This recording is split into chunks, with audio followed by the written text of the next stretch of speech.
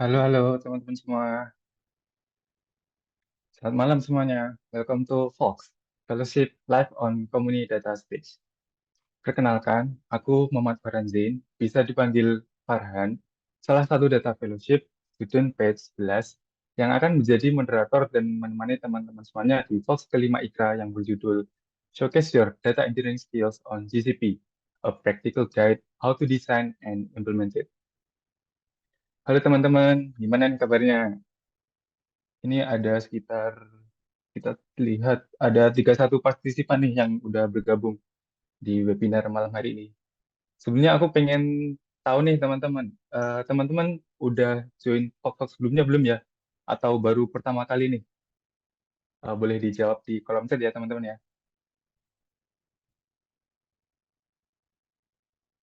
Oh ini Kak dari Kak Panji baru pertama kali. Dari Kak Denta udah ikut Kak. Oke, thank you Kak Denta udah ikut.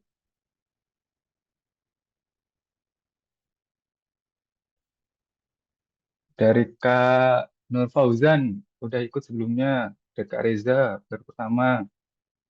Oke, ada lagi kah?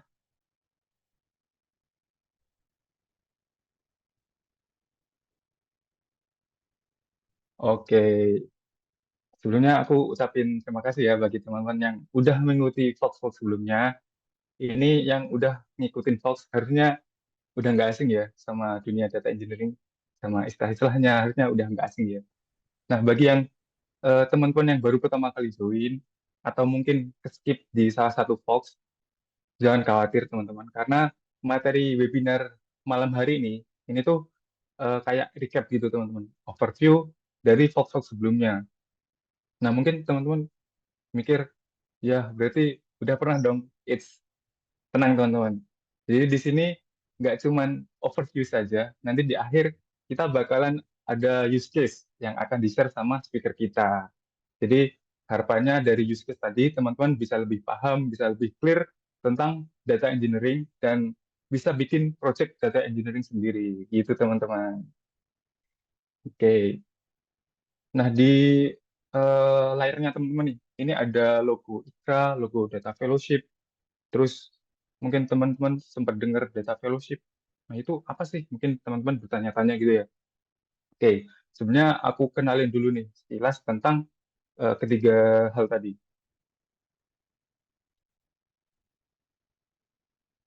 IKRA. Jadi gini teman-teman, IKRA itu perusahaan yang berfokus pada teknologi dan talent development di area data business innovation sebagai solusi enterprise dan individu profesional.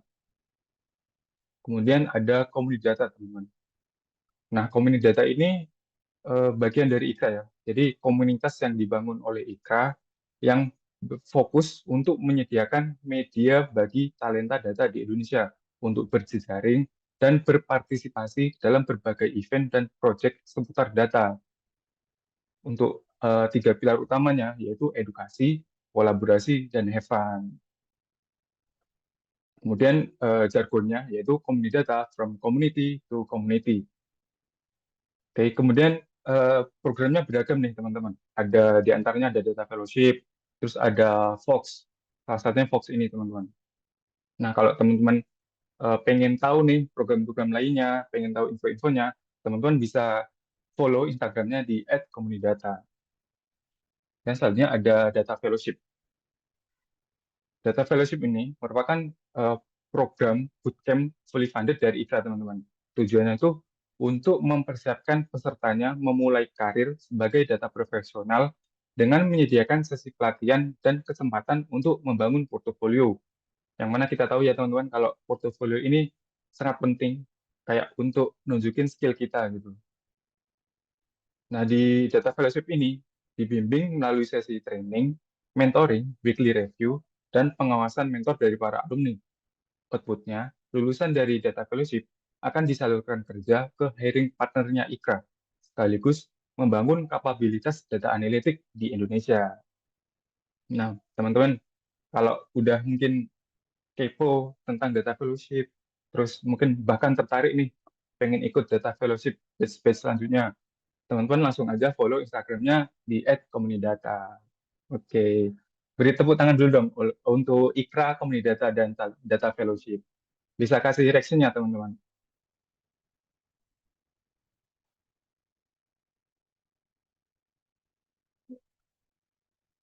Nah, setelah tadi berkenalan dengan Ikra Komunidata dan Data Fellowship, aku pengen menginformasikan tentang rules Fox malam hari ini, teman. Sebenarnya itu simpel, teman-teman. Teman-teman harus dalam keadaan mute dan harapannya bisa on cam, teman-teman. Nah, kemudian teman-teman diharap memperhatikan keseluruhan materi ya, karena peserta yang mengajukan pertanyaan nantinya itu ada kayak pertanyaan terbaik gitu, teman-teman. Nah, pertanyaan terbaik akan mendapat voucher digital learning dari Ikra yang senilai jutaan rupiah. Selain ada tadi pertanyaan terbaik, di akhir sesi akan ada kuis, teman-teman. Nah, pemenang kuisnya juga akan mendapat voucher digital learning dari Ikra senilai jutaan rupiah juga. Oke. Nah, ini untuk slide-nya, teman-teman. Jadi kalau teman-teman eh, ada pertanyaan gitu waktu sesi materi, teman-teman langsung submit aja di slide-nya. Terus kalau mau lebih dari satu pertanyaan itu boleh banget, teman-teman. Teman-teman langsung ya kalau kepikiran pertanyaan langsung disubmit, terus di sesi materi yang lain kepikiran pertanyaan lagi langsung disubmit aja, teman-teman, begitu. Oh ya, aku ingetin lagi ya, untuk penamaan waktu ngajuin pertanyaan di Slido atau nanti saat kuis, teman-teman diharapkan pakai nama asli ya, teman-teman, biar gampang diidentifikasi gitu pemenangnya oleh tim IKA. Jadi kalau misal aku nih Farhan Zain, terus ngasih nama Farhan yang tersakiti gitu, wah jangan ya, teman-teman ya, jangan jangan jangan. Oke. Nah, ini untuk topik kita malam hari ini, teman-teman. Ya mungkin langsung aja ke perkenalan sama speaker-speaker kita nih. Kita sapa-sapa dulu. Halo Mas Rian, apa kabar Mas Rian? Halo, halo Mas Farhan dan teman-teman semua. Baik kabarnya nih. Oke, Mas Rian mau share apa nih malam hari ini? Kita bakalan mulai dari overview dulu dari data engineer itu sendiri, lalu kita lanjutkan dengan proses dalam data pipeline. Oke, selanjutnya ada Mas Ivan nih. Halo Mas Ivan, apa kabar? Halo, Mas Farhan. Baik, Mas. Oke, mau sharing apa nih, Mas? Untuk malam ini akan sharing tentang implementasi data pipeline di GCP, Mas. Oke, selanjutnya ada Mas Rifki. Halo Mas Rifki, selamat malam. Apa kabar Halo Mas? Mas Farhan, selamat malam. Oke, Ya baik. Mas Rifki mau sharing apa nih? Oke, nanti sama aku bakal di sesi aku bakal kita pelajari tentang use case membuat data pipeline yang secara sederhana ya, sama nanti sekalian kita bisa explore bareng fitur-fitur yang ada di GCP. Gitu. Oke, menarik banget ya teman-teman ya. Oke, tanpa berlama-lama lagi, eh, oh ya, sebelumnya aku ingetin lagi ya, teman-teman, kalau misal teman-teman ada pertanyaan, langsung disubmit aja di slide-nya. Oh ya, nanti link slide-nya tadi kan sebatas apa kayak tampilan di share screen aja di slide-nya. Nanti jangan khawatir, linknya bakal aku share juga di kolom chat gitu, teman-teman. Jadi kalau ada pertanyaan, teman-teman langsung submit aja di slide ini. Oke, langsung saja ke sesi materi. Saya serahkan ke speaker. Yang pertama untuk Mas Rian, saya persilakan Mas. Oke, terima kasih Mas Farhan dan selamat malam buat teman-teman semua. Kayaknya kita langsung mulai aja ya, udah malam juga. Kita mulai dari overview. Sebelumnya, kenapa ya? Kenapa ya data itu jadi penting gitu ya teman-teman ya? Jadi ini ada sebuah artikel dari Forbes yang mana ditulis oleh Teradata. Jadi dia bilang bahwa data itu menjadi yang paling penting saat ini. Dia kayak bisa memprediksi kapan pesawat gagal gagal mengerem, lalu kapan bencana alam, lalu bahkan bisa kayak memprediksi kapan kena serangan jantung. hal-hal itu kan sebelumnya kayak nggak mungkin gitu kita serahkan kepada mesin ya untuk dikerjakan oleh mesin. Tapi itu tuh bukan sebuah fantasi lagi teman-teman. Tapi atau juga bukan kayak harapan di masa depan gitu. Tapi itu udah jadi kejadian gitu saat ini. Nah, selanjutnya itu ini ada sebuah hierarki dari data science. Kenapa kita pakai term data science, Mas? Karena data science itu lebih dekat dengan data engineer. Jadi analytics tadi itu salah satu subset dari data science, teman-teman. Dan analytics tadi itu nggak akan terjadi dengan optimal kalau misalnya nggak ada data engineer.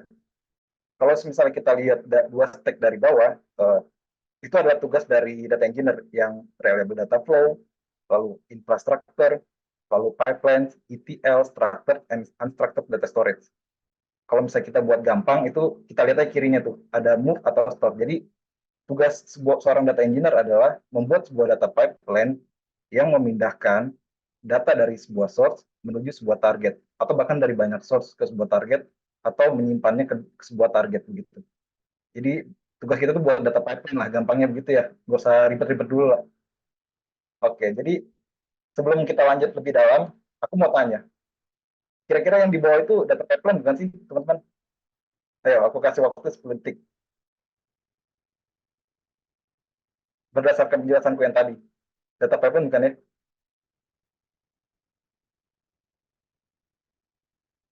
Nggak usah takut salah. Kita belajar.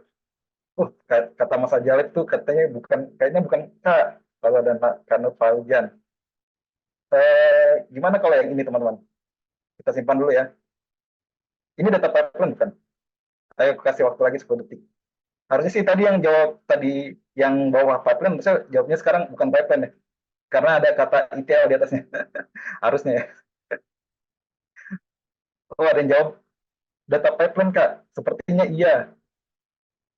Oke, kita buat ramai banget ya. Oke, jadi kedua-duanya ini data pipeline, teman-teman. Jadi di bawah itu sebenarnya ada proses ETL, tapi biasanya dia disebut dengan data ingestion pipeline karena dia melakukan sedikit transformasi. Nah, bedanya di atas adalah sebenarnya nggak ada bedanya, tapi di atas tuh lebih seperti banyak proses transformasi yang dilakukan gitu di atas. Sedangkan yang di bawah itu nggak ada, bahkan sangat sedikit itu. Dan kedua-duanya ada data pipeline. Yang atas tuh biasanya disebut ETL pipeline, dan yang bawah biasanya disebut dengan data ingestion pipeline. Oke, sekarang kayaknya kita udah siap nih buat mendalami lagi tentang data pipeline prosesnya itu secara mendalam gitu ya, lebih mendalam lagi. Oke, tadi kita ngeliat ada ETL ya teman-teman ya. Jadi ETL itu abbreviation dari extract, transform, dan load. Yang mana extract itu dari berbagai sumber gitu ke sebuah sentral. Sentral di sini bisa dikatakan itu sebuah staging area teman-teman. Jadi seperti mini komputer lah, dia punya storage, lalu dia punya sedikit processing gitu. Jadi nanti setelah data diekstrak, dia disimpan di sana untuk sementara waktu. Lalu kita bisa melakukan transformasi, yaitu T-nya itu di tengah. Kayak misalnya misalnya kalau misalnya di Indonesia itu format tahun tuh kayak date, month, dan year. Sedangkan kalau misalnya kayak format di luar negeri, biasanya itu mereka pakai format year, month, dan date. Nah, itu kan kita bisa lakukan proses itu di sana gitu, di staging area tadi. Atau kita misalnya mau memfilter data-data yang missing values gitu. Jadi kita mau melotnya, nah ini yang ketiga, kita kita itu udah nggak punya data missing lagi gitu. Dan dari staging tadi, kita akan melot dia ke sebuah data warehouse atau data lake. Tenang aja, nanti kita akan bahas ini juga, data warehouse dan juga data lake, teman-teman. Oke, kita lanjut.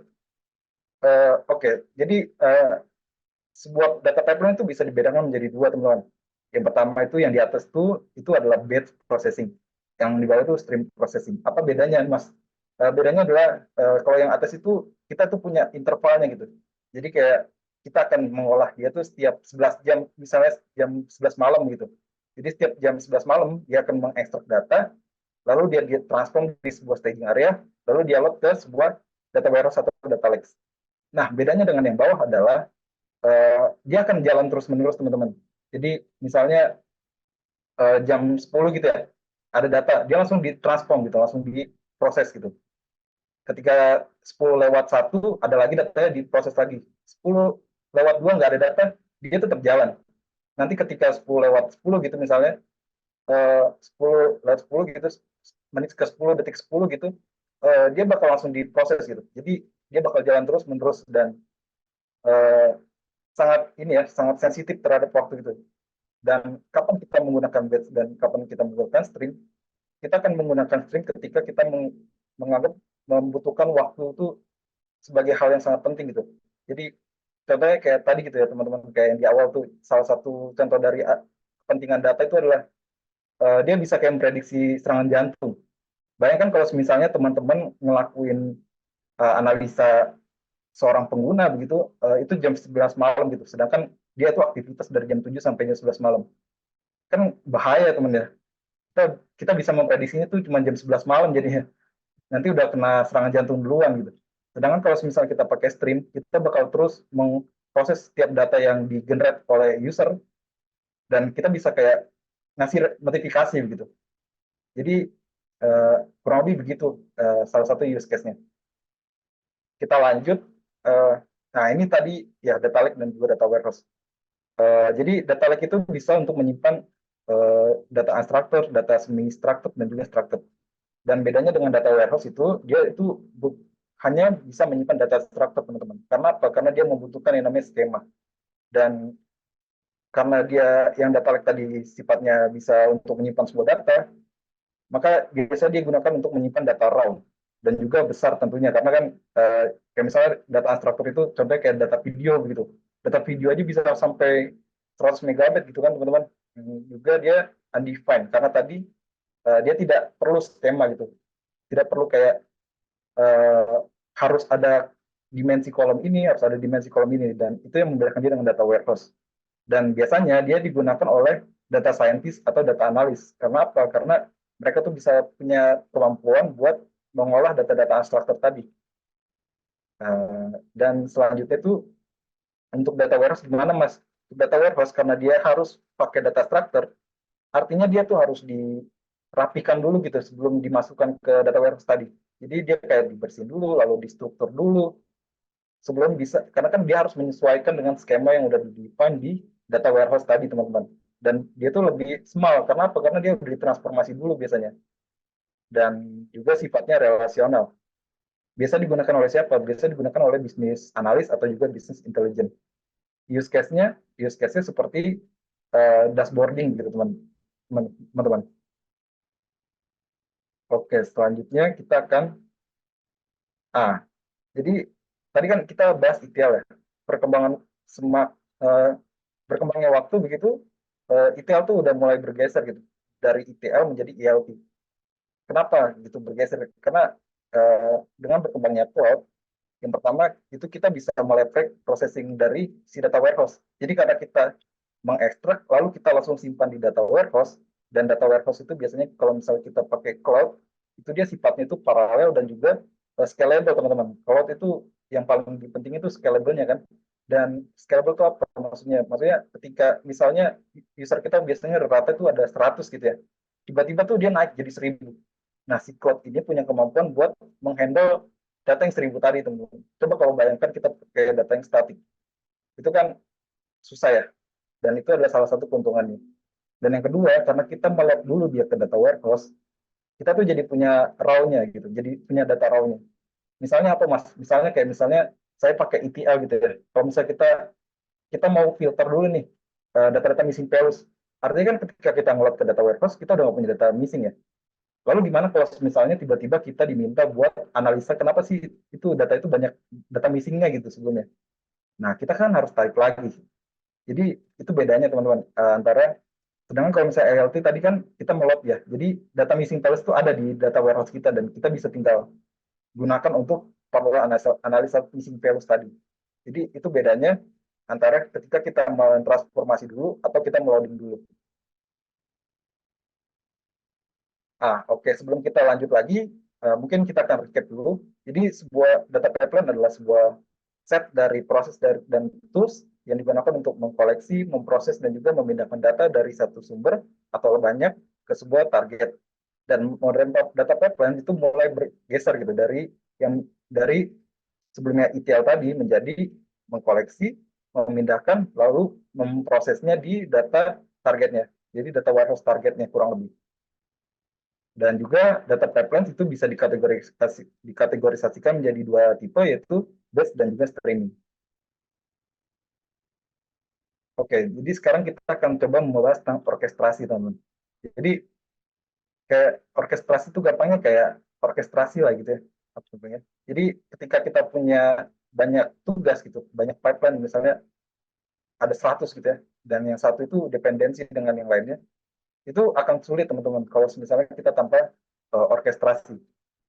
Belum lagi kalau misalnya kayak kita harus menghandle error, dan juga orkestrasi ini juga bisa kayak mengefisiensikan resources kita, karena kan kita bisa kayak mendefine dia kapan dia jalan, kapan dia berhenti gitu. Nah, itu adalah salah satu keuntungan dari orkestrasi. Dan selanjutnya adalah cloud computing. Jadi cloud itu adalah sebuah network based environment yang menyediakan scalable dan on demand akses ke sebuah computing resources. Kenapa cloud? Karena yang pertama teman-teman, dia itu scalable. Yang dari awal saya jelaskan bahwa kita tuh nggak perlu lagi kayak ribet-ribet nyeting hardware, itu sulit teman-teman. Apalagi kalau misalnya kita kayak scalable gitu. Scalable yang tadi saya jelaskan ya, kayak misalnya tiba-tiba usernya tuh naik melonjak gitu. Nah, itu sebenarnya agak sulit gitu ya kalau misalnya kita setting sendiri. Nah, itu kita bisa gunakan cloud untuk mengatasi hal tadi. Dan yang kedua itu reliability. Salah satunya adalah seperti cloud-cloud itu tuh kayak misalnya pemain besarnya tuh kayak GCP, lalu Azure, lalu AWS, itu mereka memastikan bahwa mereka tuh uptime selama 99,95%, atau sekitar pokoknya mereka tuh down hanya 4 jam dalam setahun, teman-teman. Bayangkan kalau misalnya kita melakukannya di lokal gitu, atau di rumah kita gitu. Kadang-kadang PLN aja matinya itu bisa 8 jam sehari loh. Kan sangat sangat apa ya? Sangat sangat inilah ya, cloud itu sangat bisa diandalkan lah.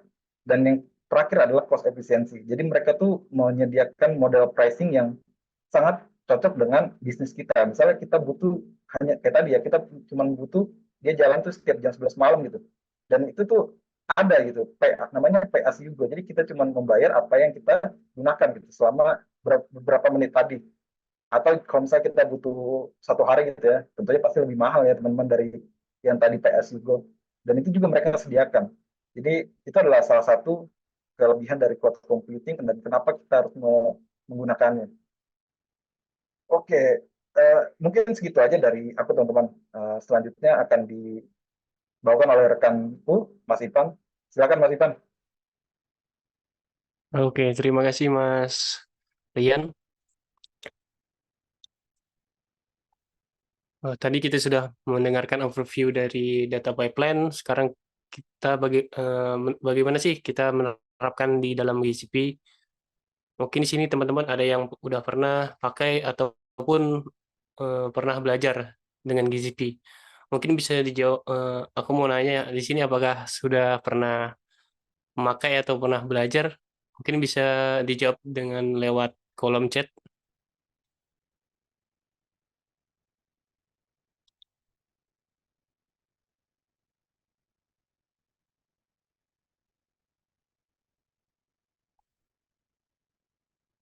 Oke, Mas Odalip AWS. Pernah Kak? Oke, Mas Rizky. Mas Amang Misbah. Belajar dikit Kak. Oke. Mas Fadil Ahmad belum pernah. Oke, mungkin ada yang belum pernah atau pernah belajar di platform lain. Jadi GCP itu atau Google Cloud Platform adalah rangkaian layanan cloud computing yang disediakan oleh Google. Jadi GCP ini menyediakan infrastruktur cloud yang terukur dan dapat disesuaikan dengan kebutuhan dan juga berbagai layanan untuk mengembangkan dan mengelola dan juga melihara aplikasi dan juga layanan di lingkungan cloud. Lalu mungkin kita berpikir, kenapa sih Google Cloud atau GCP? Ada beberapa alasan untuk kita menggunakan infrastruktur cloud atau Google Cloud Platform. Yang pertama itu infrastruktur yang dapat disesuaikan dengan kebutuhan bisnis. Lalu yang kedua adalah keamanan GCP. di mana keuntungan besar GCP adalah keamanannya. Di Google Cloud Platform diaudit secara rutin untuk keamanannya, dan audit tersebut bertujuan untuk memeriksa standar keamanan. Lalu penagihan per detik, dan pada banyak layanan GCP mengenakan biaya per detik kepada pengguna, dan ini adalah model penagihan yang lebih menguntungkan bagi pengguna karena mereka membayar untuk penggunaan sebenarnya. Lalu ada skalabilitas GCP, di mana cloud GCP ini dapat dengan mudah ditingkatkan skalanya berkat akses tak terbatas ke berbagai sumber, dan juga jumlah mesin virtual ataupun parameter dapat diubah secara kapan saja dan diatur terlebih dahulu agar otomatis beradaptasi sesuai kebutuhan. Lalu ada availability, di mana GCP ini menjamin tingkat kesetiaan layanannya, mulai dari sistem, halaman web, ataupun aplikasi yang dibangun di dalam GCP.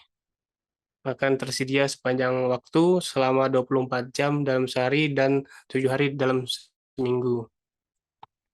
Lalu yang menarik juga, machine learning dan artificial intelligence ini memungkinkan membangun dalam satu ekosistem untuk mengembangkan machine learning dan AI di dalam platform GCP. Mulai dari ingestion data, preparation, baru pre-processing, discover, baru develop, train, lalu pada tahapan tes dan analisis, dan pada tahapan akhir yaitu deploy. Lalu ada alasan lain kenapa memilih GCP adalah solusi yang dipilih oleh perusahaan besar.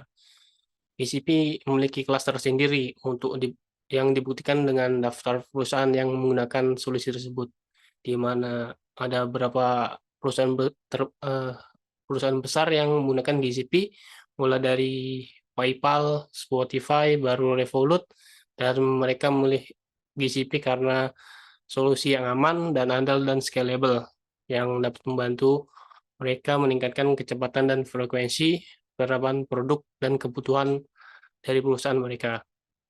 Lalu yang terakhir, yang sangat menarik dalam penggunaan GCP yaitu uji coba gratis dengan mendapatkan kredit $300, di mana penawaran ini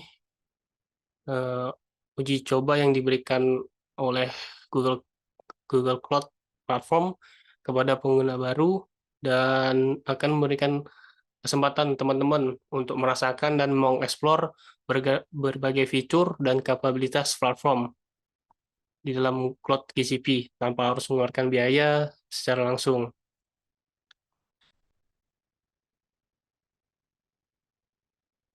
Lalu kita akan masuk ke dalam penerapan ETL di dalam GCP, dan apa saja service yang dapat kita gunakan untuk menerapkan ETL. Di sini akan kita lihat ada proses extract, transform, baru load, di mana data dari source-nya mulai dari PubSub dan Cloud Storage di extraction masuk ke dalam Cloud Data Flow, lalu ditransformasikan datanya, dan hasil transformasi datanya akan di-load ke dalam BigQuery. Lalu ada ELT di dalam GCP. Di sini ada proses extract, load, lalu transform, di mana data dari berbagai source, mulai dari PubSub, Cold Storage, akan dilakukan load ke dalam BigQuery dalam bentuk raw data, lalu akan ditransformasikan dengan menggunakan BigQuery on the fly dengan BigQuery View. Lalu di sini ada batch processing on Google Platform, di mana proses batch di GCP ada Cloud Data Flow, BigQuery, lalu Cloud Data Prep. Di mana Cloud Data Flow adalah layanan pemrosesan data yang mendukung model pemrograman berbasis Apache Beam dan dapat digunakan untuk proses batch maupun streaming. Dan data flow menyederhanakan pembuatan alur kerja yang proses data dan mendukung penjadwalan tugas secara otomatis. Lalu ada BigQuery, di sini adalah penyimpanan data dan layanan analisis di cloud. Meskipun terkenal sebagai layanan analisis interaktif, BigQuery juga dapat digunakan untuk prosesan data batch besar. Lalu kita juga dapat mengunggah data ke BigQuery dan menjalankan query SQL untuk analisis. Lalu ada data prep, di mana layanan ini membantu membersihkan, mengubah, dan mempersiapkan data untuk analisis. Dan juga menyediakan antarmuka grafis untuk merapikan data sebelum diproses. Lalu ada stream processing di dalam Google Cloud Platform. Ada Cloud Data Flow, Cloud PubSub, dan Cloud IoT Core. Di sini Cloud PubSub adalah layanan antrian pesan yang mendukung pengiriman pesan secara asinkron dan dapat diandalkan. Dan juga layanan ini umum digunakan untuk mengolah aliran data secara real time. Lalu ada Cloud IoT Core, di mana layanan Internet of Things yang mendukung pengumpulan dan pemrosesan data dari perangkat IoT secara streaming dan dapat digunakan untuk pemrosesan data dari jutaan perangkat secara real time. Dan kita bisa lihat juga Cloud Data Flow masuk ke dalam stream processing karena dapat menggunakan dapat berjalan dengan batch dan maupun streaming processing.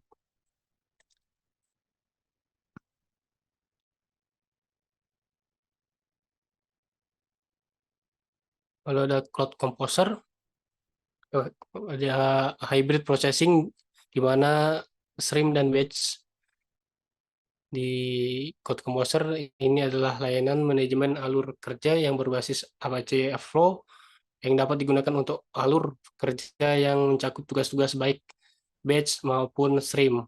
Dan Composer ini dapat digunakan untuk menjalankan beban kerja batch maupun stream. Dan secara default, Cloud Composer mendukung beban kerja batch juga.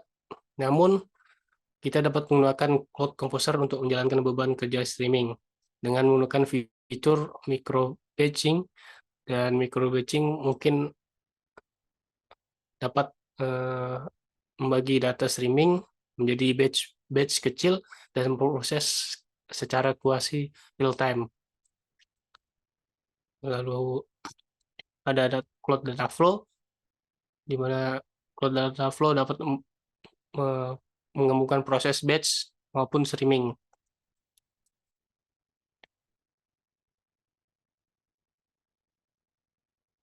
Lalu di sini ada service di dalam Google Cloud Platform, yaitu Cloud Storage.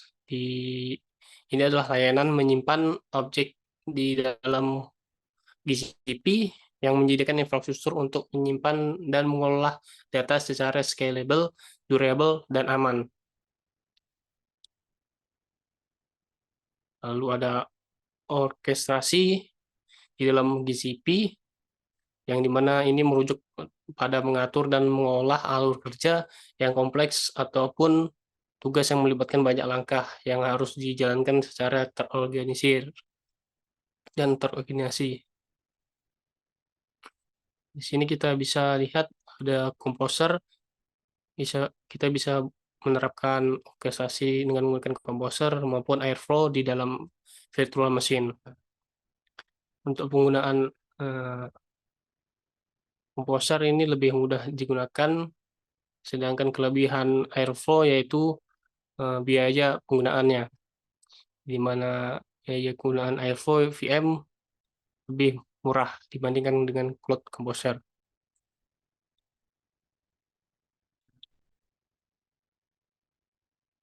Lalu ada BigQuery, service BigQuery, yaitu adalah layanan penyimpanan dan analisis data berbasis cloud yang disediakan oleh Google Cloud Platform. Dan ini adalah sistem manajemen basis data yang berbasis SQL yang dirancang untuk menangani data berskala besar dan dengan kecepatan tinggi. Lalu ada Looker. Di sini adalah platform analisis data yang memungkinkan untuk kita menjelajahi dan memahami data kita. Dengan menggunakan Looker, kita dapat terhubung dengan berbagai sumber data, mulai dari spreadsheet, BigQuery, dan melakukan query data dan memvisualisasikan dengan cara yang informatif. Dan Looker juga menyediakan alat-alat analisis yang memungkinkan kita berbagi berbagi informasi dalam dashboard Looker.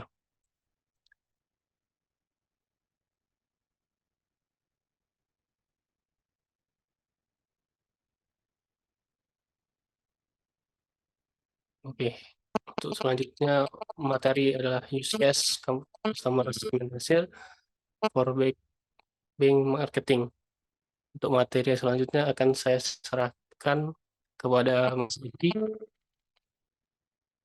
Halo, terima kasih Mas Ivan atas kesempatannya. Oke. Oke, lanjut sama aku ya Mas ya.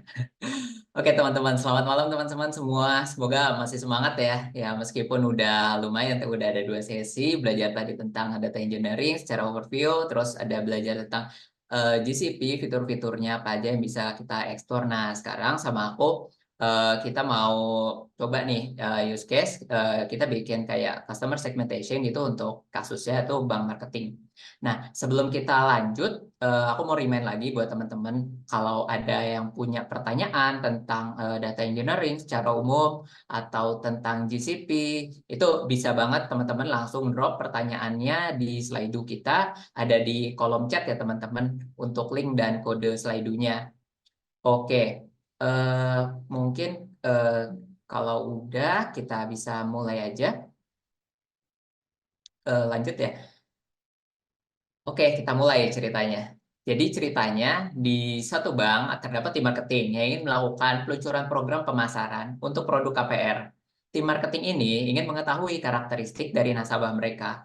Namun saat ini kondisinya tim marketing baru memiliki satu dump file gitu aja berupa CSV file yang berisi data demografi nasabah. Nah, di tim data ini berinisiatif untuk memulai project dengan membuat data pipeline yang sederhana sehingga bisa membuat visualisasi data sesuai dengan kebutuhan tim marketingnya. Untuk datasetnya sendiri, kita pakai dataset bank marketing dari UCI Machine Learning Repository. Sebenarnya dataset ini merupakan dataset klasifikasi untuk task klasifikasi ya di machine learning. Namun untuk use case kali ini kita hanya menggunakan sebagian datanya saja yang terkait atribut profil nasabah. Atribut tersebut meliputi usia, pekerjaan, status pernikahan, pendidikan, status rekaman kredit seperti apakah pernah gagal bayar atau enggak, kemudian rata-rata saldo tahunannya, status kepemilikan KPR, dan status kepemilikan kredit lainnya. Nah, bisnis needs, jika teman-teman nantinya menjadi data engineer gitu ya, pastinya dari sisi kebutuhan bisnis atau user teman-teman, itu ada suatu spesifikasi kebutuhan khusus. Nah, biasanya mereka bisa define sendiri atau dari tim data engineering atau teman-teman sebagai data engineer itu harus intens nih diskusinya tentang, karena berhubungan dengan availability data, tipe datanya, dan juga berhubungan dengan matriks yang ingin dicapai oleh tim bisnis atau tim analis. Nah, case-nya untuk case kali ini berdasarkan dataset tersebut, ceritanya tim marketing memiliki kebutuhan yang khusus nih teman-teman. Programnya itu akan dibedakan berdasarkan status pernikahannya, yaitu status pernikahan yang sudah menikah dan yang masih single. Nah, program KPR ini juga ditujukan kepada mereka yang pastinya tidak memiliki riwayat gagal bayar. Untuk usianya sendiri hanya dibatasi dari usia 20 sampai 40 tahun dan pastinya yang belum memiliki produk KPR. Oke, mungkin sejenak aku mau kasih tebakan teman-teman. Kalau untuk case yang aku jelasin tadi, menurut teman-teman, kita lebih cocoknya mau buat pipeline itu secara apa nih? Mau pakai batch atau stream? Jawabannya boleh aku tunggu sekitar 15 detik di kolom komentar ya teman-teman. Silakan. Untuk case itu, menurut teman-teman, kalau teman-teman jadi data engineer-nya pengen pakai batch processing atau stream processing? Ayo, jawabannya bisa ditulis di kolom chat ya teman-teman. Oh Jalif batch, sama batch, Mas Zainal Abidin batch, Mas Deta stream. Oh, dominan batch ya, pengennya pakai batch processing. Cuman ada juga tadi yang kepikiran pakai stream processing. Oke teman-teman, terima kasih atas jawabannya. Sebenarnya apa ya? Kalau untuk kasus cocok itu dan nggak cocok itu sebenarnya balik lagi ke kebutuhannya. Cuman untuk kasus ini kita nggak punya apa ya, semacam kebutuhan yang urgent gitu. Kenapa kita perlu stream processing? Jadi kita pakai batch processing. Karena satu hal yang paling membedakan teman-teman antara batch processing dengan stream processing itu masalah cost. Karena stream pasti butuh cost yang jauh lebih tinggi. Oke. Nah, untuk kasus ini kita akan pakai batch processing. Arsitekturnya kurang lebih ini kita buat seperti ini, yang sangat sederhana. Mulai dari data CSV filenya, dump file yang ada di local machine, kemudian itu akan kita pindahkan ke cloud storage dengan cloud storage Google Cloud Storage. Kemudian data di cloud storage itu akan kita transformasikan dengan data flow. Nah, nanti dari data flow akan memproses teks yang ada di cloud storage menjadi table di BigQuery. Hingga akhirnya nanti akan divisualisasikan dari BigQuery ke Looker Studio. Nah, mungkin teman-teman ada yang penasaran ya, kenapa sih tasknya sebenarnya simple gitu kan? Dari text file terus dilakukan visualisasi gitu. Itu kan sebenarnya bisa selesai gitu, cukup pakai Excel aja gitu atau pakai Google Sheet aja gitu kan. Nah, sebenarnya ada alasan yang paling mendasar, teman-teman, yaitu masalah scalability dan automation. Ketika data itu semakin bertambah, karena kan tadi di use case itu ceritanya ini masih initial project ya, teman-teman. Seiring dengan berjalannya waktu, inisiatif ini bisa jadi bakal berlanjut, teman-teman. Data-data yang digunakan pun nggak cuma data dari dump file CSV ini aja, bisa jadi data dari aplikasi sistem server si bank tersebut gitu. Dikirim misalnya lewat API, langsung kita tarik datanya dan kita proses, kita ingest ke BigQuery kita. Kayak gitu, teman-teman.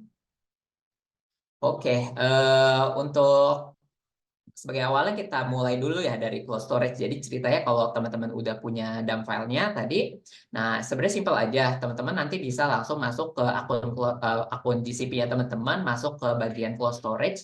Nanti di situ ada bucket. Teman-teman kita bisa buat bucketnya. Tinggal klik tombol create. Nah, terus nanti ada isian namanya, nama bucketnya, pastikan nama yang digunakan itu nama yang mudah diingat ya, dan kalau bisa berhubungan dengan project teman-teman. Oh ya, ini aku mau reminder lagi, untuk akses Google Cloud ini sebenarnya ada setidaknya ada dua cara gitu buat mengakses. Yang pertama lewat web UI-nya yang seperti yang akan aku demokan hari ini, dan yang kedua itu lewat lewat command line. Jadi Google Cloud juga punya ada bisa pakai command line buat interaksinya kayak bikin bucket, ngeproses itu. Teman-teman kalau yang prefer coding itu boleh aku anjurkan juga sih pakai command line. Bisa install Google Cloud command line-nya. Terus balik lagi ke sini, tadi udah sampai kita bikin bucket. Nah, berarti kita udah punya semacam repository nih atau bucket di akun Google Cloud kita. Kalau di sini aku kasih nama Fox 5 Data Bucket. Nah, terus selanjutnya kita tinggal masuk ke dalam bucketnya, diklik bucketnya.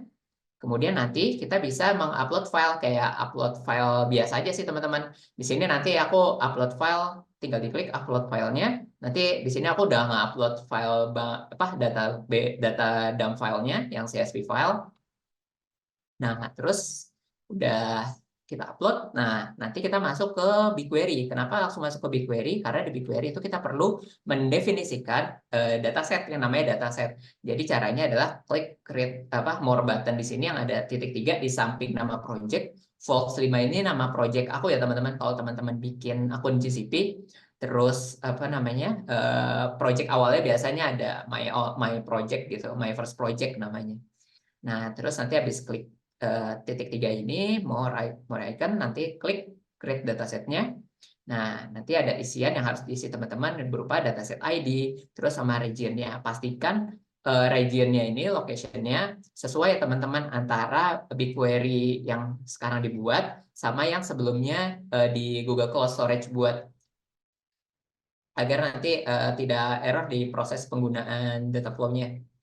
Nah, oh ya, tadi sempat aku singgung kalau dataset, kenapa kita perlu bikin dataset di sini? Dataset ini sifatnya kalau di database lain tuh kayak skema skema database-nya teman-teman. Jadi nanti ini kayak kontainer utamanya yang nanti menampung banyak tabel. Kalau udah selesai, bisa klik langsung nanti create datasetnya.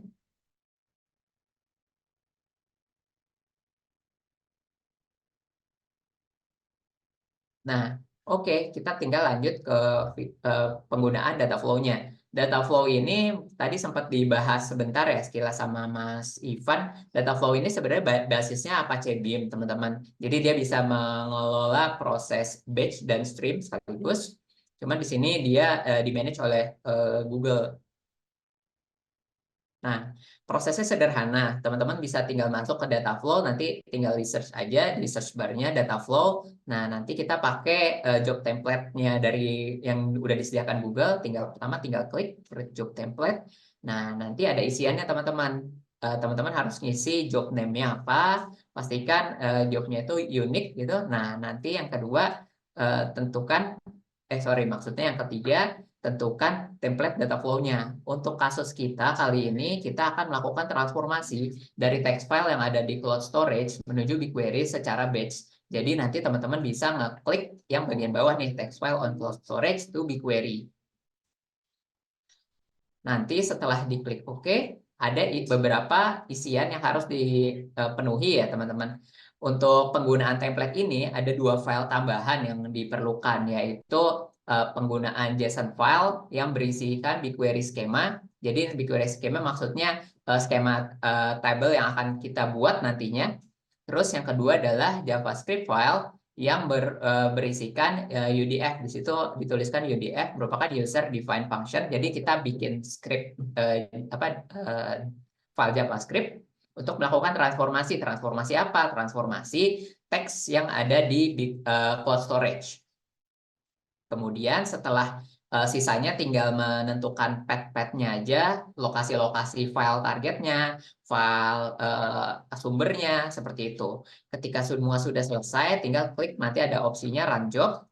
Nah, nanti prosesnya seperti apa yang akan dilakukan oleh data flow ini? Prosesnya kurang lebih disampaikan oleh di bagian di sebelah kanan ini, teman-teman. Pertama, dia melakukan pembacaan dari source filenya, kemudian melakukan transformasi dengan JavaScript, kemudian melakukan penghubungan dan melakukan insert data ke BigQuery.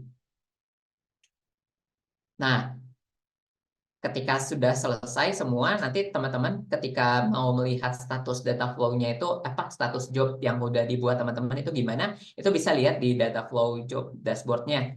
Jadi di situ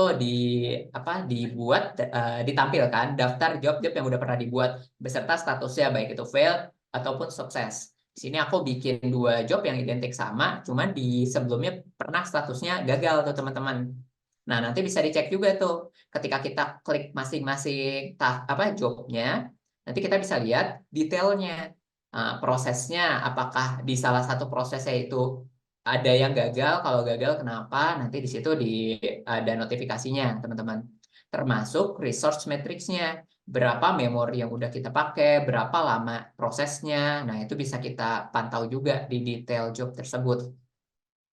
Nah, udah separuh jalan, kita lanjut ke BigQuery. Nah, kalau tadi Mas Ivan sempat mention ya, BigQuery itu bisa sebagai storage ataupun buat transformasi. Betul banget teman-teman. Jadi si BigQuery ini ketika kita udah selesai melakukan transformasi dengan data flow, nanti di sini ada storage infonya di bagian, kalau di sini aku bikin target table-nya berupa nama target table-nya, staging, bank marketing.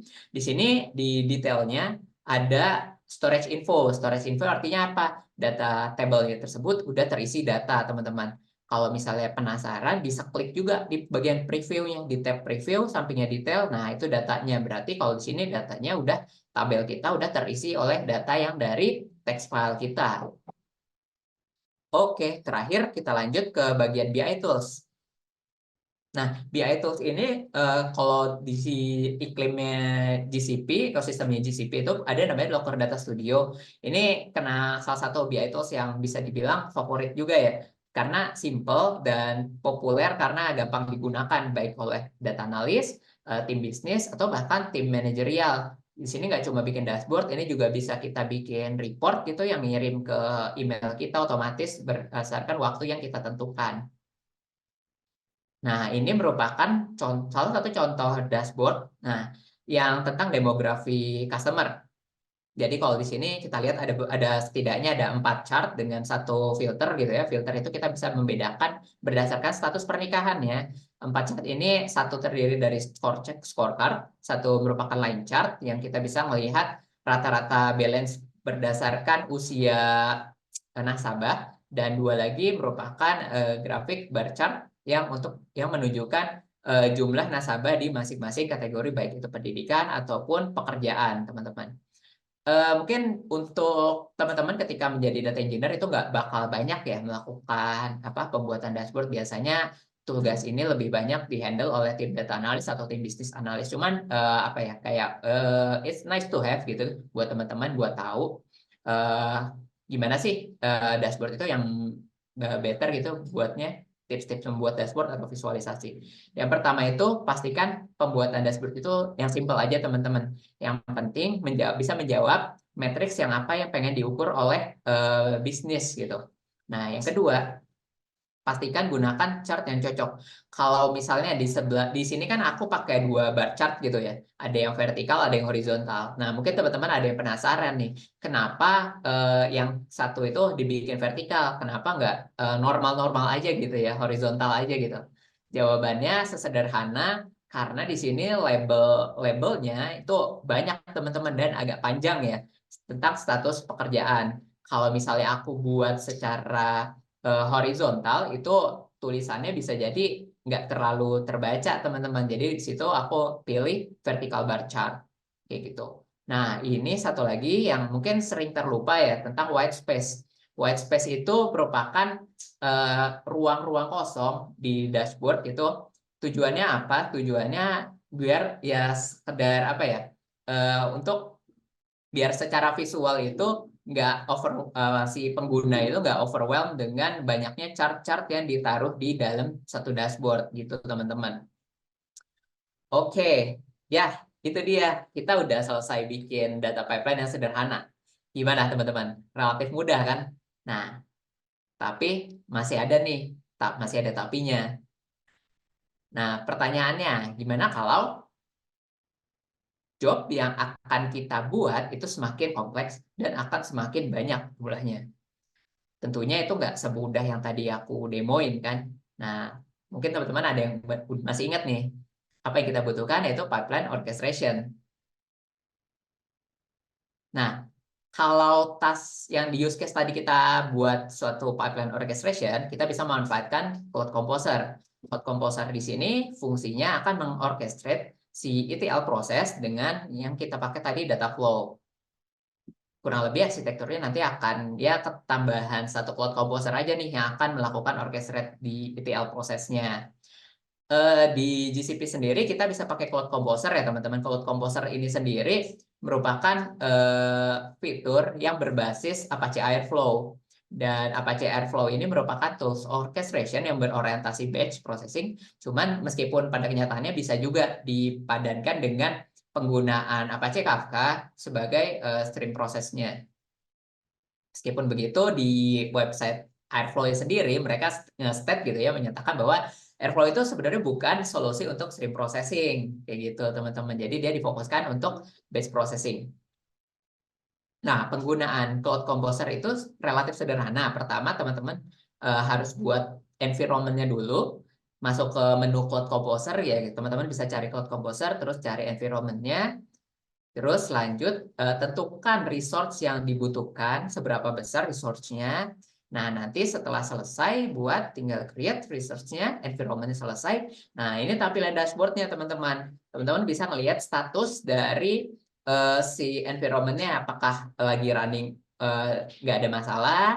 Dan teman-teman juga bisa melihat berapa job di AG yang berhasil dates yang sukses dijalankan, yang failed, dan ada berapa task yang failed.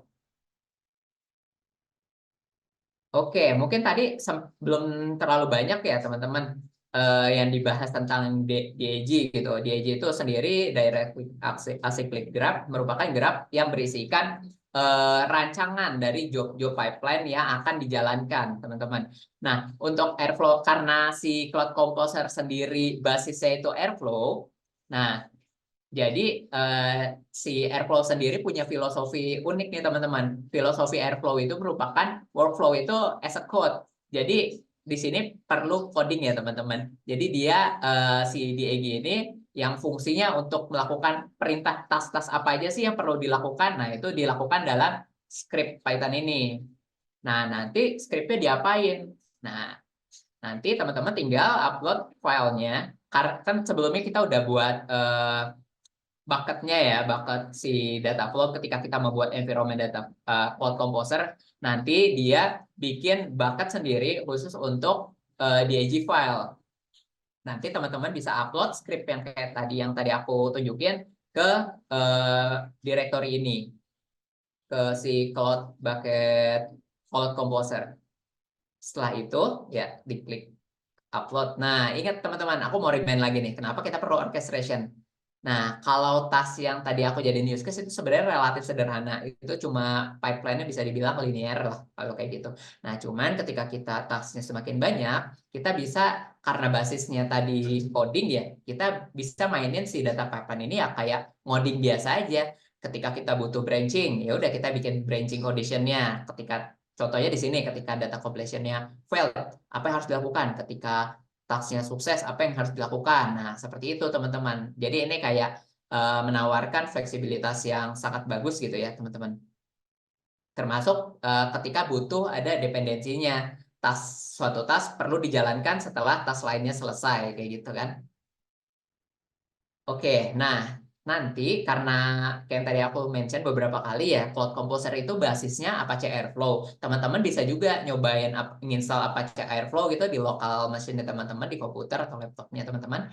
Nah nanti di Airflow sendiri punya web server buat monitoring DAG yang lagi running atau yang udah di scheduling beserta statusnya, apakah dia sukses atau gagal atau masih nge-retry nih, termasuk dengan koneksi-koneksi yang teman-teman bisa hubungin. Kalau tadi aku cuma nge-akses satu file aja gitu ya. Nah, dengan Airflow ini teman-teman bisa melakukan penarikan data gitu, ngambil data langsung dari API kayak gitu.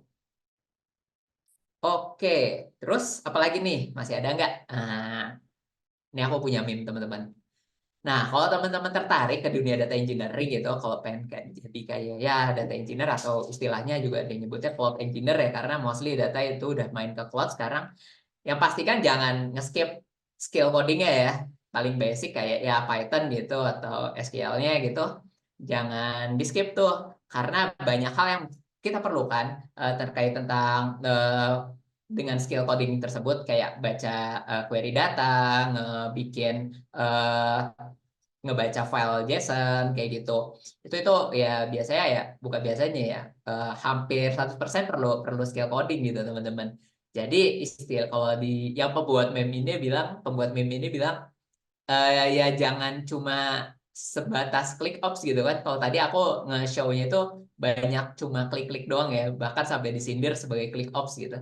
Jadi ya let's go beyond click ops. Jangan cuma belajar ngeklik-klik doang karena masih banyak banget ruang yang bisa dieksplor oleh teman-teman. Yang tadi kita sampai di sini itu cuma kayak langkah awal. Semoga bisa ngebantu teman-teman buat memotivasi nih teman-teman. Jadi setelah ikut training ini teman-teman bisa banget mulai bikin akun GCP-nya itu free. Kita punya free akun sekitar 300 atau $500 itu sangat cukup banget buat belajar mengeksplor fitur-fitur yang ada di GCP teman-teman. kayak gitu. Requirement-nya juga nggak banyak, itu cuma butuh apa semacam kayak credit card, itu juga bisa pakai virtual credit card gitu. Kalau teman-teman kayak punya bank digital biasanya sekarang udah pada punya virtual credit card gitu ya. Jadi bisa teman-teman pakai buat belajar gitu teman-teman. Jadi selamat belajar dan ya terima kasih atas perhatiannya.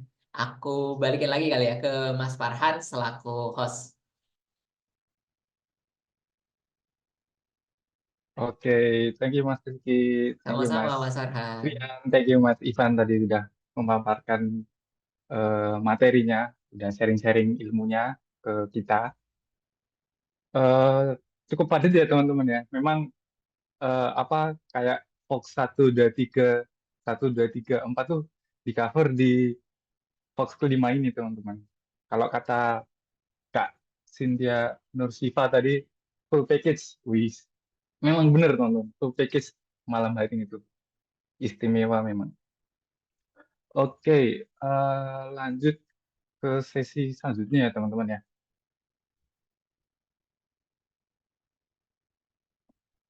Nah, selanjutnya ada sesi Q&A. Nah, teman-teman kalau ada pertanyaan-pertanyaan bisa langsung aja di-submit di Slido yang ini kita share. Atau kalau mau scan juga bisa.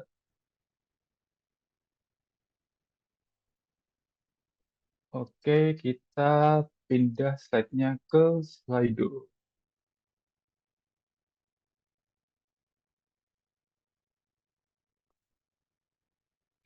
Oh ya, teman-teman jangan lupa namanya pakai nama yang real ya, teman-teman. Nama aslinya. Jangan kayak pakai nama yang aneh-aneh.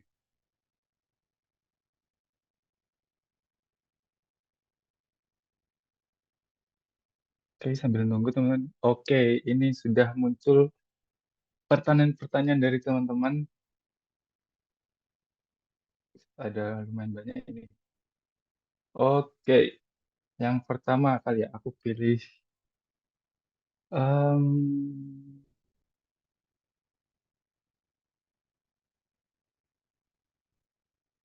ini dari pertanyaan Mas Johan W. Mas Johan W. Untuk GCP sendiri, apakah memiliki kekurangan seperti data mudah leakage, data mudah bocor gitu ya, data mudah bocor sehingga bisa dimanfaatkan pihak luar? Oke, thank you Mas Johan atas pertanyaannya.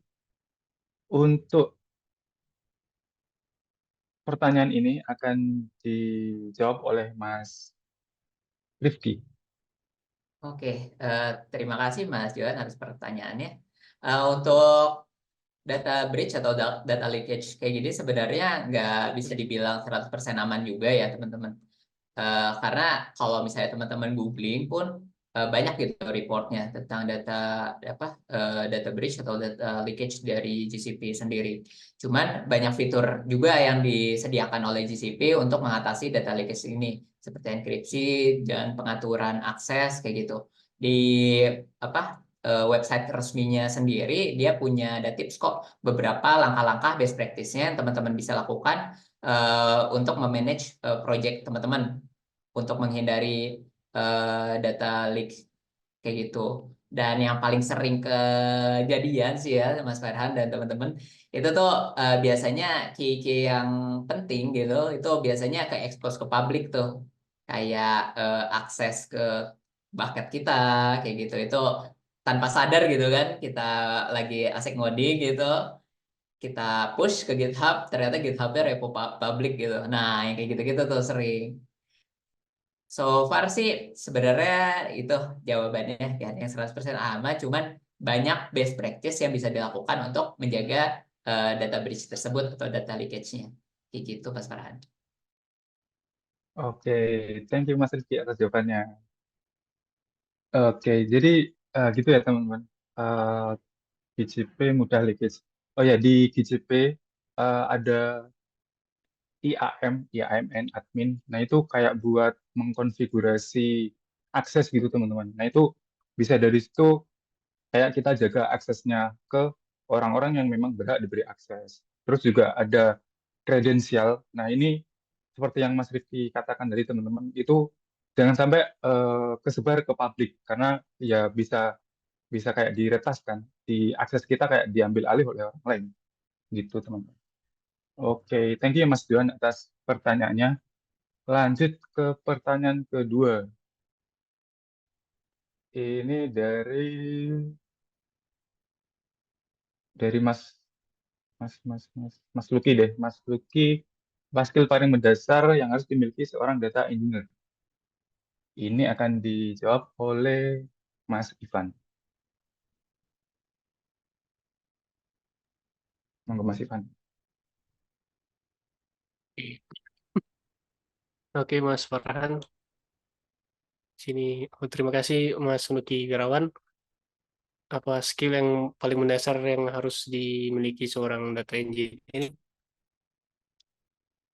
Skill yang mendasar yang harus dimiliki seorang data engineering adalah eh, pemahaman dasar database seperti SQL, di mana SQL ini untuk query dan manajemen data yang berbasis data rasional, dan juga dasar bahasa pemrograman seperti Python dan Java yang biasanya sering digunakan untuk script ETL atau extract, transform, transform, dan load, dan juga dasar pemahaman tentang konsep-konsep data, modeling, dan juga skema database.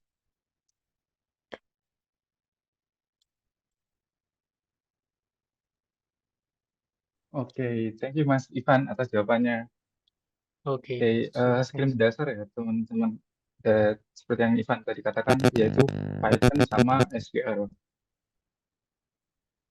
Oke, karena Python ini kayak ini teman-teman, di ETL kan data engineering itu kayak core-nya yang dilakukan kan emang ETL kan. Nah, ETL ini sama Python tuh kayak udah di cover gitu. Walaupun memang ada kayak Java, tapi eh, orang data engineer itu kayak lebih prefer ke Python karena Python ini ya kayak udah menyeluruh gitu teman-teman. Terus kalau SQL kalau di transform itu ada tools DBT itu DBT-nya pakai SQL teman-teman. Jadi ya mungkin kayak yang mendasar itu Python sama SQL tuh. Oke, lanjut ke pertanyaan terakhir ya teman-teman. Ini mohon maaf karena keterbatasan waktu, jadi cuma 3 pertanyaan. Terakhir ada dari ini siapa ini? Dora Books and Partners ini siapa? Oke, ada cara alternatif selain memakai cloud GCP bila memiliki budget terbatas. Pertanyaan ini akan dijawab oleh Mas Rian. Oke, terima kasih Mas Farhan. Halo sebelumnya Mas atau Mbak Dora ya. Jadi kalau dibilang budget gitu ya, mungkin kita bisa pakai cloud lain kayak misalnya AWS dan juga Azure gitu ya pemain besarnya. Tapi kalau misalnya kita ngomongin budget itu agak susah sebenarnya, kayak karena kita awalnya tuh mikir gimana supaya eh, case bisnis kita tuh bisa diselesaikan dengan secepat mungkin dan juga sebaik mungkin gitu. Dan biasanya budget tuh urusan terakhir biasanya. Nah, mungkin kalau misalnya memang terbatas banget, kita bisa melakukan on premise gitu ya, kayak misalnya menggunakan APC Airflow yang open source yang bisa kita install di laptop atau komputer kita buat processing atau dan juga serta orkestrasinya juga kayak bisa pakai Apache Kafka untuk streamingnya, lalu ada Apache Hadoop untuk data lakes-nya dan juga ClickHouse untuk data warehouse-nya. Tools tadi itu bisa kita gunakan secara gratis, tapi ya itu kita harus punya kemampuan buat men-setup infrastrukturnya ya. Karena tadi cloud itu menawarkan kemudahan dalam men-setup infrastrukturnya. Jadi kita cuma hanya fokus ke bagaimana kita bisa menyelesaikan permasalahan bisnis kita gitu. Mungkin itu ya teman-teman. Mungkin itu Mas atau Mbak Dora yang bisa saya sampaikan. Oke, thank you Mas Rian atas jawabannya. Thank you juga dari Dora Books and Partners. Terima kasih atas pertanyaannya. Tapi yang pasti pertanyaan ini nggak bakal jadi pertanyaan terbaik. Hahaha. Karena namanya ini ya teman-teman, bukan nama asli. Oke. Oke, mungkin untuk sesi Q&A hanya sampai sini, teman-teman.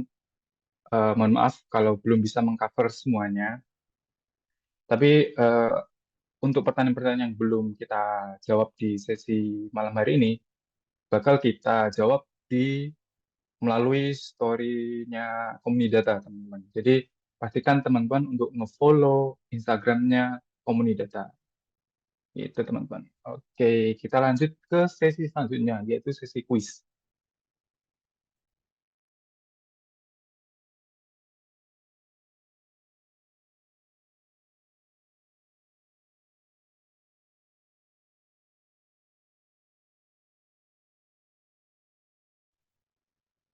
Oke, sambil nunggu ya teman-teman, bisa dipersiapkan kuisisnya.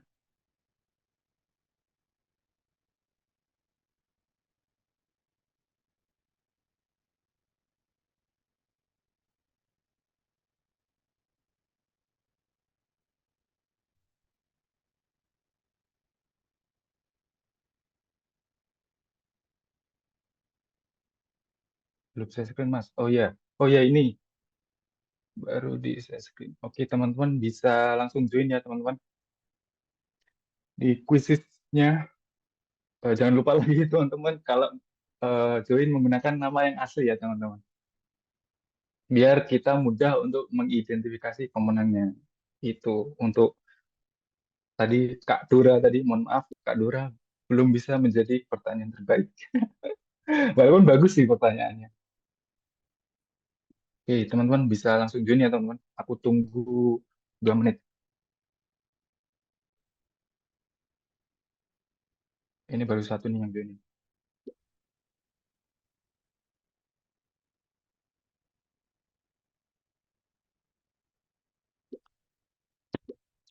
Oke, sambil nunggu ya teman-teman. Tadi ada pertanyaan tentang transformasi, eh, real case. Jadi kalau nggak salah, aduh lupa sih namanya. Kayak nanyain transformasi itu yang dilakuin sama kita itu apa. Kalau yang aku pernah jumpai itu mengcasting format format tipe datanya. Nah itu di cache mungkin dari datetime ke date gitu-gitu. Nah kalau biasanya kan di source di raw-nya kan kayak apa ya, tanggalnya tuh masih berantakan, ada yang UTC yang beda kalau terus diubah ke WIB, terus ada sampai apa mini secondnya yang 00 berapa tuh, kayak ya udah banyak gitu angka-angkanya. Nah itu kita rapihin sesuai format yang kita inginin gitu, teman-teman. Sekilas tentang transformasi tadi ya, teman-teman, sambil nunggu ini bisnisnya.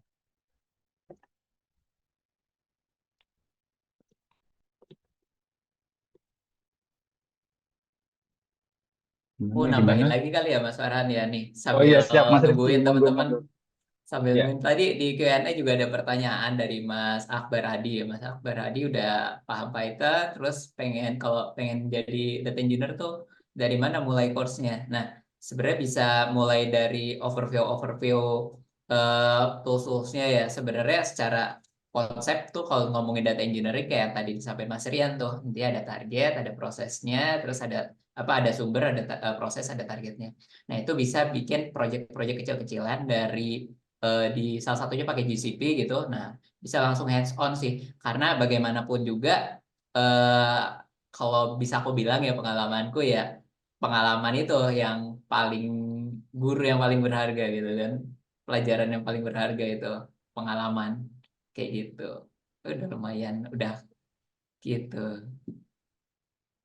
oke. Mau Thank you Mas langsung Rizky. mulai? Jadi nambahin. Oke, langsung mulai kali ya. Udah Oke. berapa nih? 20 20. 18. Kita langsung mulai.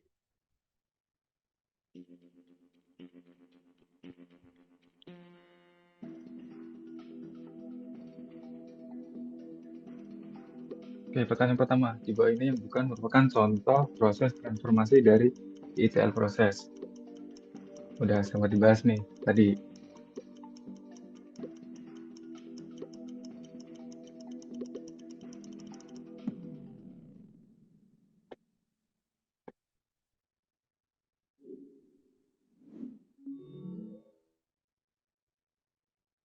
Oke, jawabannya moving ya teman-teman.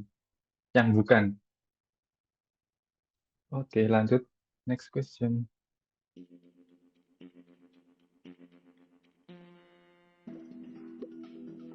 Salah satu keunggulan GCP.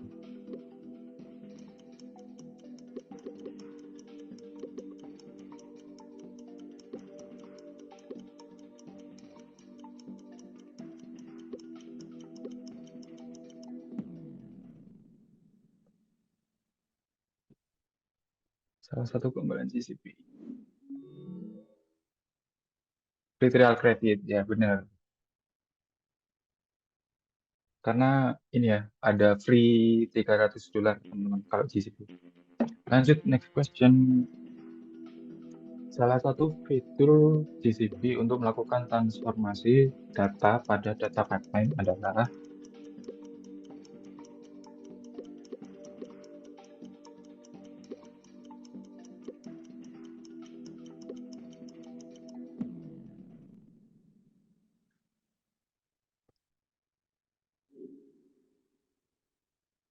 data flow jawabannya teman-teman. Ini ada yang GCS.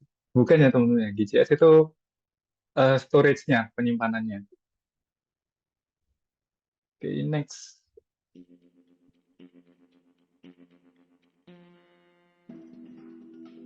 Yang merupakan karakteristik dari data warehouse adalah pilih semua yang sesuai. Nah, ini kayaknya bakal lama sih milih-milih.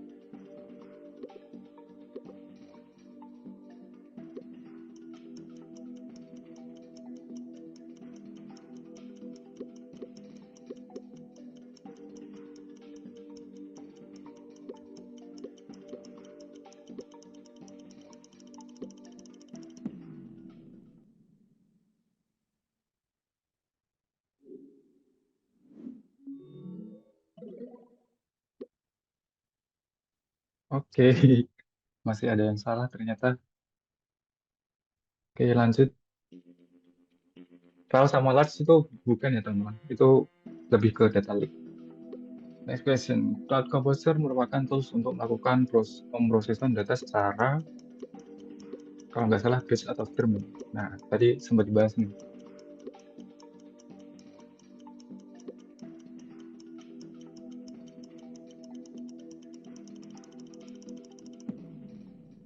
Time's up. Oh, berarti ada yang belum jawab nih.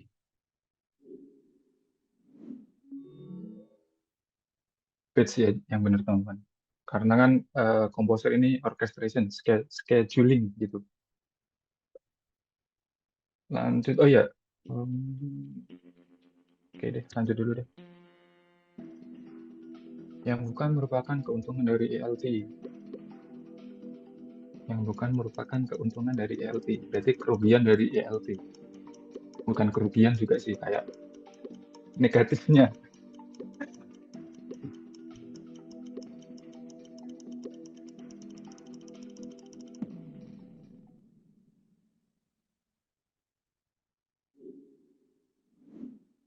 Oke, smaller storage.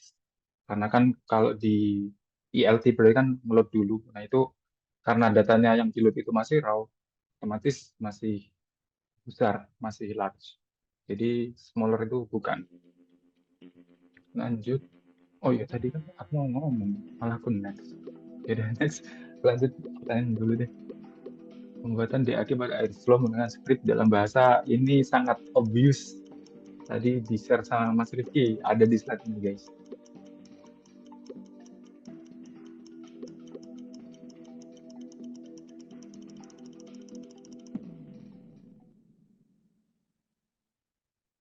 Kita lihat apakah ada yang salah.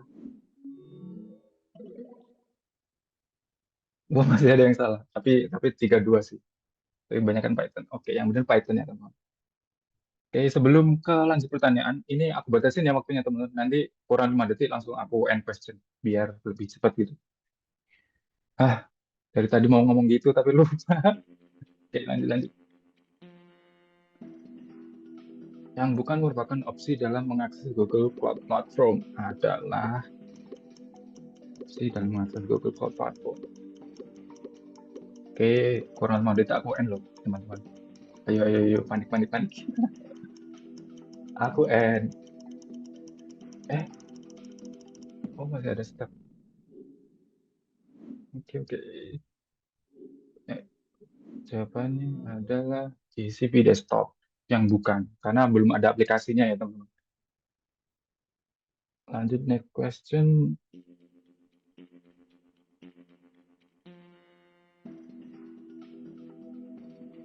Bahwa ini merupakan alasan kenapa cloud computing menjadi pilihan. Kecuali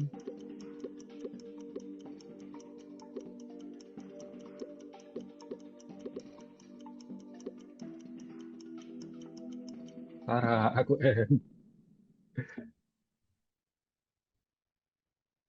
Kecuali kecuali apa nih? Kecuali compliance policy. Nah, karena misal ada data pribadi terus upload di cloud, takutnya bakal bocor gitu teman-teman.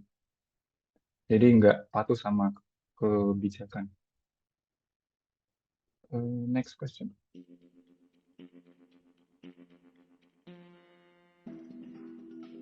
Locker Data Studio bisa terhubung langsung ke semua sumber data, baik data terstruktur maupun data tidak terstruktur. Yes or no?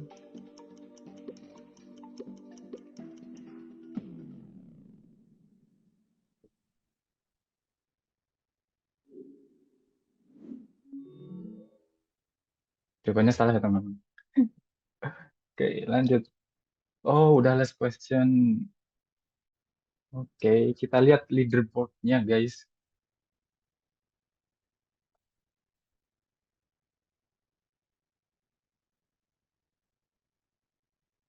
Pemenangnya ada Mas Thomas, yang kedua ada Mas Zainal, ketiga ada Mas Bimanu. Oke, congrats. Kasih applause dulu ke teman-teman yang menang. Jangan lupa untuk di screenshot ya teman-teman yang menang. Oke, sesi quiz sudah selesai. Kita kembali ke slide-nya.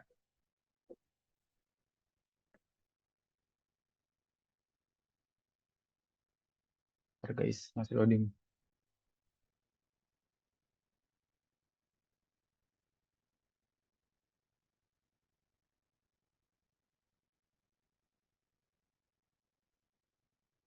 Oke, karena kita udah di penghujung acara nih teman-teman, boleh dong ngasih feedback form ke kita, ngasih feedback, mengisinya di ini teman-teman, di linknya.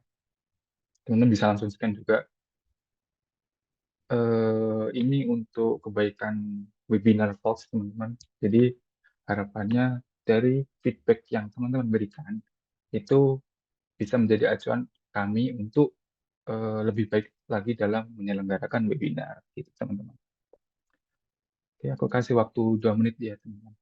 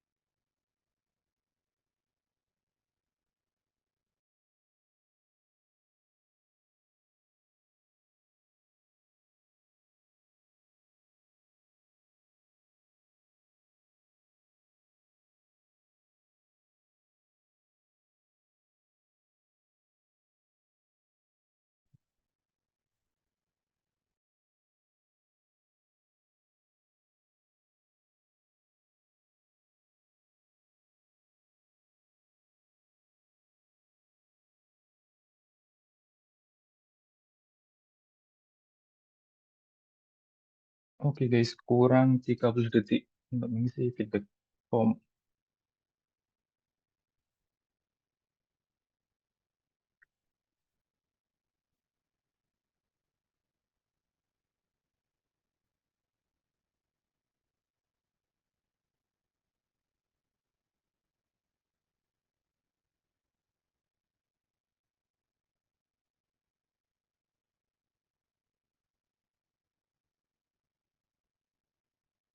Oke, sudah 20.30.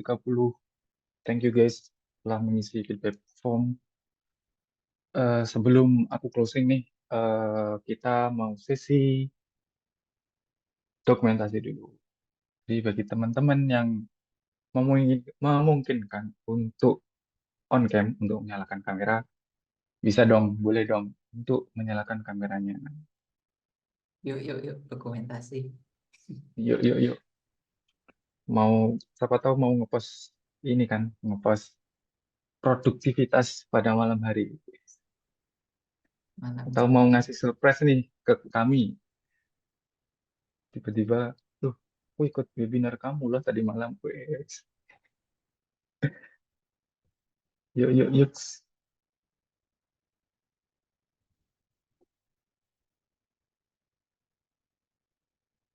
Ketungguin ya. 30 detik lagi mungkin. Jadi teman-teman kutungguin 30 detik yang mau nyiapin background, mau nata rambut, mau gambar alis mungkin. Oke, oke.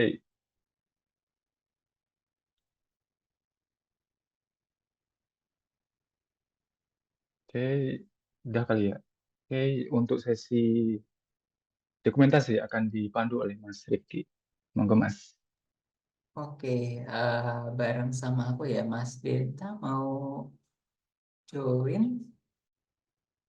Oke, bentar kalau nggak aku ya, siap ya. Kita boleh gaya gaya dua kali deh. Yang pertama gaya bebas dulu deh, gaya bebas. 3, 2, 1. Oke, dah. Yang kedua boleh gaya, bentar, ini ada. Oke, boleh gaya yang kedua, gaya ganti gaya. 1, 2, 3. Oke, selesai. Selesai Mas Farhan. Thank you teman-teman Oke, semua. oke. Thank you Mas Rizky. Thank you teman-teman yang udah bersedia ikut sesi foto, sesi dokumentasi. Kapan lagi ya ada webinar yang menyuruh speakernya untuk jadi pemandu dokumentasi, guys. Kapan lagi kalau nggak webinar malam hari ini? Memang istimewa, guys. Oke, saya closing ya teman-teman. Teman-teman, terima kasih. Aku ucapkan terima kasih kepada teman-teman yang udah mengikuti webinar pada malam hari ini, mulai dari awal sampai akhir acara. Saya ucapkan terima kasih. Terus saya ucapkan terima kasih juga ke teman-teman yang ngisi pertanyaan, ngisi kuis, ikut join kuis, ngisi feedback form. Saya ucapkan terima kasih. Saya ucapkan terima kasih juga ke speaker-speaker kita yang keren-keren pada malam hari ini. Saya mewakili grup 5 yang tampil untuk webinar malam hari ini, mengucapkan mohon maaf yang sebesar-besarnya apabila ada kesalahan-kesalahan yang tidak kami sengaja. Okay, see you guys on the next webinar, folks. See you. Dadah, Thank bye. you semua. Thank you, Thank you, guys. Mas. Halo Mas Amang.